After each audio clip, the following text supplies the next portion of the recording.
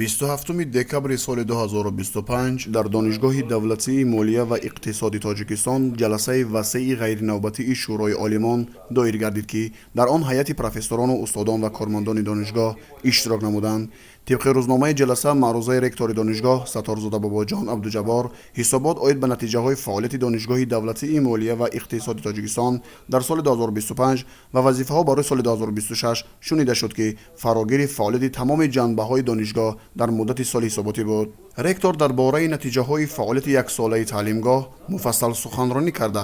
برای سال 2026 وظیفه ها را مقرر و مسئولین ساحه های دخلدار را وظیفه دار کرد. در برآمدی باباجان ستارزاده همه پهلوهای فعالیت ساختارها همه‌جانبه تحلیل و نسبت بهبودی بخشیدن در سمت کارهای تعلیمی و متدی، علمی تحقیقاتی، رابطه‌های بین المللی، تشکیلی و تربیوی و معماری و خواجگی اندیشه‌های جالب ابراز گردید. نخست رکتور درباره دستاوردهای سال سپرده‌گریده ابراز داشت که دانشگاه دولتی مالیه و اقتصادی تاجیکستان در سال 2025 جهتی در عمل تطبیق نمودن دستور و سفارش‌های اساسگذار صلح و وحدت ملی پیشوای ملت پرزیدنت جمهوری تاجیکستان محترم امامعلی رحمان ضمن ارائه پیام ملاقات با کارمندان ساحه معارف و اهل ایجاد مملکت اعلان گردیدن سال 2025-2030 سالهای رشد اقتصادی رقمی و اینواسیا فعالیت خود را براه مانده توسط تطبیق سیاست سازنده و خردمندانه پیشوای ملت به یک قطار دستاوردهای نظررس نایل گردیده است که اعتبار دانشگاه را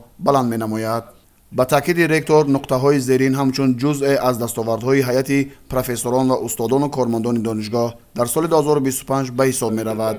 ریاست دانشگاه دولتی مالیه و اقتصادی تاجیکستان با مقصد ثمرناک به راه ماندن فعالیت من بعد دانشگاه در موافقه با وزارت مالیه جمهوری تاجیکستان و وزارت معارف و علم جمهوری تاجیکستان ساختار اداره‌کنی دانشگاه را تجدید نظر نموده در شکل نو آن را تصدیق نمود. با مقصد اعتراف گردیدن فعالیت دانشگاه دولتی مالیه و اقتصادی تاجیکستان به صفت مؤسسه تعلیمی تحصیلات عالی کسبی از جانب اگنتی نظارت در ساحه معارف و علمی نزد پرزیدنت جمهوری تاجیکستان برای 5 سال آینده صاحب شهادتنامه درباره اکریدیتاسیون دولتی گردید. تهیه و تصدیق استراتژی رشد دانشگاه دولتی مالیه و اقتصادی تاجیکستان برای سالهای 2025-2030 که در آن افضلیت و سمت‌های اساسی رشد دانشگاه برای دوره میانه مهلت معین کرده شده است. جلب استادان به کورس‌های بازآموزی، آموزشی و تکمیل اختصاص در داخل و خارج کشور در سطح ضروری براه مانده شده. طبق نقشه دورنما 15 نفر استادان سفربر کرده شدند. باعث افتخار است که در سال 2025 82 نفر دانشجویان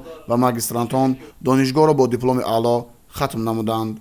با مقصد تشکیل روند تعلیم و تامین متدی جریان تعلیم در سال 2025 برای 15 اختصاص بکالوری شکل تحصیلی روزانه، 7 اختصاص تحصیلات فاصلوی، 5 اختصاص ماگستراتورا و 2 اختصاص دکترانتورا از روی اختصاص دکتر پی اچ دی، نقشه نوی تعلیم و برنامه‌های نوی تحصیلاتی به طلبات‌های استانداردهای جهانی جوابگو تهیه گردیده از آغاز سال 2026-2027 مورد استفاده قرار می‌گیرد. در سال 2025 دانشگاه تشکیل کننده آزمون جمهوریوی، بهترین داننده کدکس انداز جمهوری تاجیکستان، بهترین برنامه‌ساز و اولین مرتبه المپیادای جمهوریوی معرفت و امنیت مالیوی میان دانشجویان مؤسسه‌های تحصیلات عالی کسبی مملکت دایر گردید که بی‌شبهه برای بالا بردن صفت تعلیم به تاثیر نمی‌ماند. در برابر پیشروی‌های فعالیت مهنتی رکتور اینچنین از بعض کمبودی‌ها یادآور شد که حل آنها باعث باز هم بهتر شدن فعالیت دانشگاه می شود و برای اصلاح کمبودی‌ها مسئولین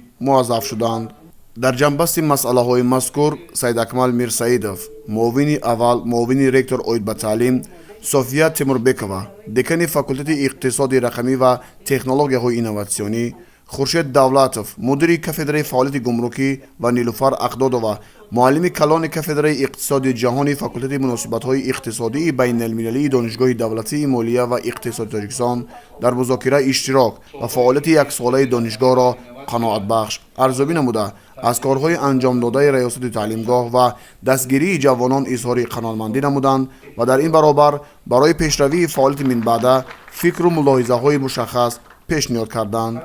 بعد از این رکتور دانشگاه باباجان ستارزاده درباره قدردانی و سرفرازنمایی استادان و کارمندان سخن کرده برای دستاوردهای بی‌نقصان در فعالیت کاری در سمت تعلیم، علم، رابطه‌های بین المللی، تربیت، хоҷагӣ ва тиббӣ ба беҳтаринҳо ифтихорномаи донишгоҳ ро тақдим намуд. дар ҷанбаст ректори таълимгоҳ аҳли толоро бо арафаи соли нави милодӣ табрик ва ба ҳозирин саломатӣ, рӯзгори обод ва дастовардҳои навро таманно намуда, дар соли 2026 фаъолияти аз ин ҳам пурмаҳсул ва масъулиятшиносиро таманно кард.